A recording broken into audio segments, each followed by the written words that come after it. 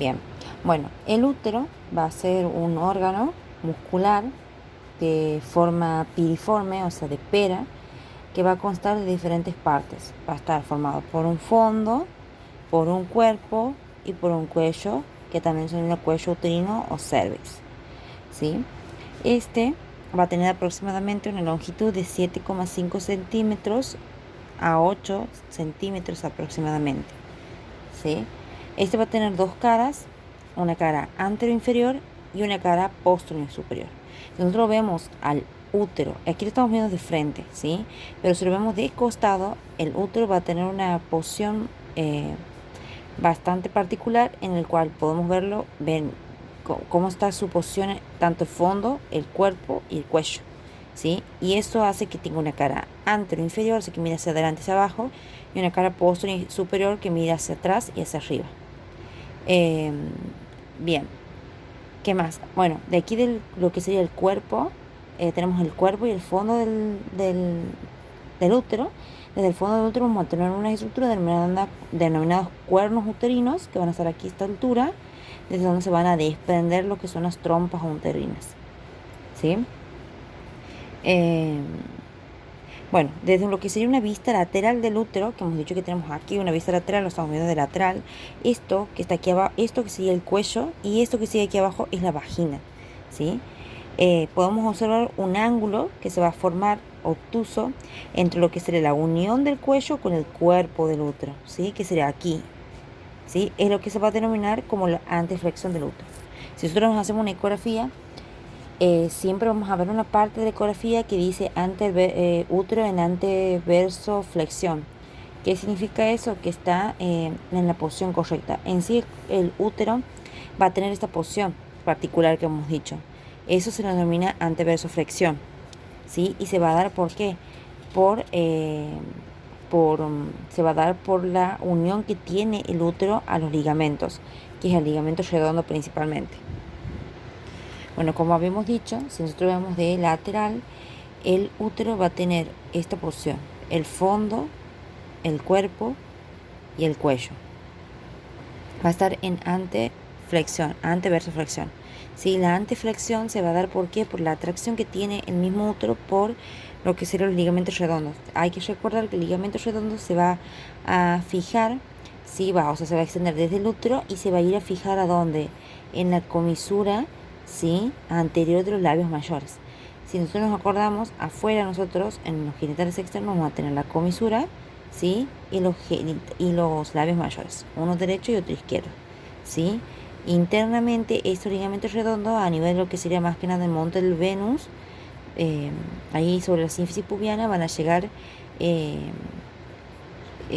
los ligamentos redondos, ¿sí? Y se van a fijar en la comisura. ¿Qué más? Bueno, como hemos dicho, ¿cuál es la posición normal del útero? Es en anteversoflexión. Cuando hablamos de anteversión, es el eje del útero con el eje de la vagina, ¿sí? Que hay entre el eje del útero y el eje de la vagina. Si agregamos aquí a lo que sería la vagina, podremos hacerlo así y así. La vagina está así, en esa posición, ¿sí? Se puede trazar un eje así y un eje así. Este cruce de ejes entre el eje vaginal y el eje del útero es lo que nosotros llamamos anteversión, ¿sí? Mientras que la flexión, ¿sí?, la flexión es el ángulo que se forma entre el cuerpo y el cuello. O sea, el ángulo que se forma entre el eje del cuello y el eje del cuerpo del útero, ¿sí? Que sería este. Perdón, que sería este. Que es el ángulo que hemos hablado que era obtuso y que se formaba por la unión del cuello con el cuerpo del útero. Bien, el cuello uterino, ¿sí? Si tenemos que hablar en sí del cuello uterino, el cuello uterino va a estar formado por dos porciones, ¿sí? Una porción que es la que está mirando hacia lo que será el cuerpo uterino, en el cual se le llama porción supravaginal, y una porción que se llama vaginal, que es la que está mirando hacia la vagina, ¿sí? Bien. El cuello, si nosotros vamos a observar bien, tiene una invaginación. Esta parte es una invaginación del cuello uterino, ¿sí? Que por producto de esta invaginación vamos a tener la presencia de lo que son recesos o fondos de saco, ¿sí? ¿Cuántos recesos o fondos de saco vamos a tener? Dos, uno derecho, perdón, y otro izquierdo, ¿sí? Entre las paredes de la, entre lo que serían las paredes de la vagina, sí, que son estas que están aquí, y la porción uterina del cuello, ¿sí? Vamos a encontrar estos sacos. Por otro lado, que los fondos vamos a tener otro fondo de saco, que es mucho más profundo, que es el fondo de saco posterior, que no lo estamos observando aquí, ¿sí? Es más profundo. Si nosotros vamos a ver, hacemos un dibujito aquí, vamos a poder, perdón, aquí me he equivocado, ¿sí? Estos son los fondos de saco, ¿sí? Estos son los fondos de saco. Este sería el posterior y este el anterior, si lo vemos lateralmente. Y si vemos de frente, estos son los fondos de saco derecho y el fondo de saco izquierdo, ¿sí? Lo tenemos que ver de frente al útero para poder ver los fondos de saco lateral derecho y lateral izquierdo. Mientras que de lateral tenemos que, al útero lo tenemos que ver de forma lateral, en su posición lateral, para ver el fondo de saco posterior y anterior, que son mucho más profundos. Y aquí se colecciona lo que es el semen en la hora de las relaciones sexuales, ¿sí? También son llamados fornix, estos fondos de saco. Una cosa muy importante que me he olvidado de anteriormente explicar es que en cuanto a lo que sería el útero, ¿sí? Es que vamos a tener un repliegue peritoneal, ¿sí? Que se va a encargar de cubrir, ¿sí? Parte de lo que sería útero y también de órganos vecinos que están relacionados con el útero, ¿sí?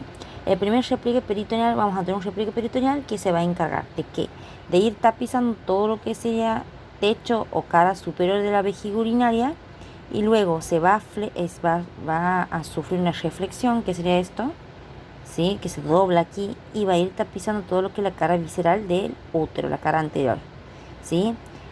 Al producirse este tapizamiento de peritoneo, ¿sí? Se va a formar un receso saco, ven aquí, este receso saco que se denomina receso útero-vesical, ¿sí? Después vamos a tener un segundo repliegue peritoneal que se va a encargar ya de tapizar lo que sería la cara posterior del útero, ¿sí? Va a sufrir una reflexión y va a seguir tapizando todo lo que es la cara anterior del recto, que está hacia atrás, ¿sí? Eso hay que saber bien. ¿Con quién se relaciona el útero? Hacia adelante con la vejiga urinaria y hacia atrás con el recto. Al reflexionarse aquí este repliegue peritoneal forma un receso o saco que se denomina receso recto uterino, porque se llama recto uterino porque está recto y útero, o fondo de saco de Douglas, ¿sí? Eso es importante saber, es muy importante.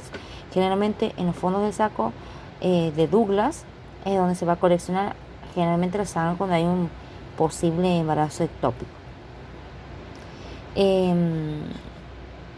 Bueno, eso es lo más importante que hay que saber de lo que sería de lo que sería lo que es la peritonización, ¿sí?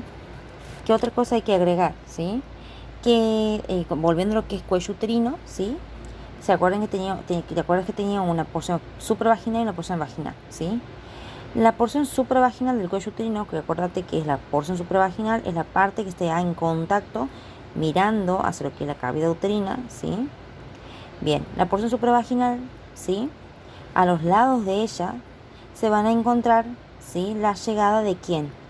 De los uréteres, ¿sí? Que van a estar descendiendo aproximadamente a un centímetro y medio de lo que sería el cuello uterino. Van a estar bajando los uréteres, ¿sí? Y estos uréteres van a ser retroperitoneales, ¿sí? Y van a pasar a los lados del cuello uterino, que ahí podemos ver en el dibujito. También a este nivel, a los lados del cuello uterino y de la porción más que nada supravaginal, por arriba y adelante, o sea, por arriba y adelante de estos uréteres se van a encontrar pasando en sentido transverso, ¿sí? Para luego dirigirse hacia lo que serían los lados del cuello uterino, lo que llamamos las arterias uterinas, que las arterias uterinas son ramas de la arteria ilíaca interna, y a su vez la arteria ilíaca interna es rama de ¿quién? De la aorta, ¿sí? Eso hay que saber, importantísimo, ¿sí? La porción supravaginal se va a relacionar entonces hacia afuera con los uréteres y con las arterias uterinas, ¿sí?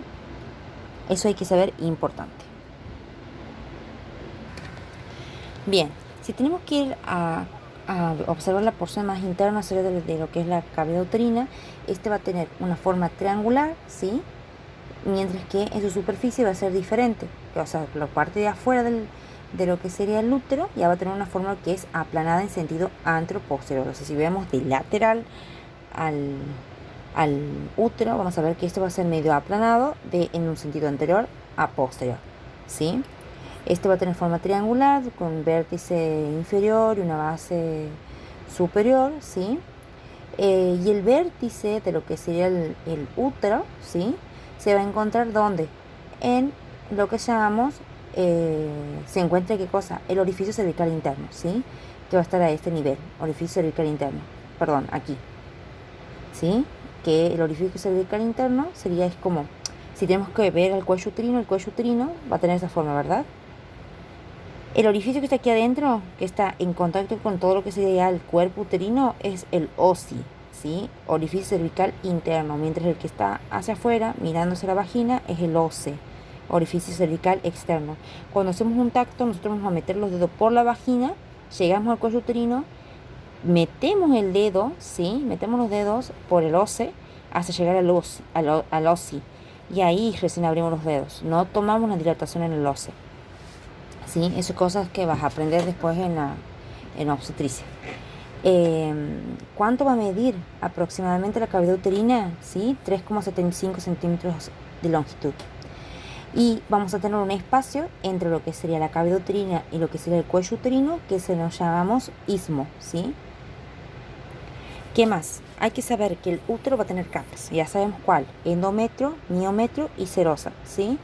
En la serosa hace referencia a los repliegues peritoneales que hemos hablado, uno hacia adelante, que tapizaba toda la cara anterior y techo de lo que es la vejiga urinaria, formando el receso útero-vesical, y después otro posterior que tapizaba toda la cara posterior y del útero, y la anterior del recto, que formaba el receso recto-uterino, o también denominados fondos de saco de Douglas, ¿sí? Eso es lo que se referencia a serosa. Serosa, acuérdate que se hace referencia más que nada a lo que es peritoneo. El endometrio, ya sabes que la mucosa de los úteros, la primera capa que encontramos desde adentro hacia afuera, ¿sí? Este a lo largo de toda la superficie de la cavidad uterina va a ser lisa hasta llegar a la parte de lo que sería el cuello uterino, donde ya van a haber repliegues de mucosa a modo de una palma, hace recordar la palma. Por eso se llaman columnas palmares. Y hay una gran cantidad de glandulitas, ¿sí? ¿Qué tipo de epitelio va a ser? Columnar, ¿sí? Y después vamos a tener el miometrio, ¿sí? Que es la capa más gruesa, que va a estar formado por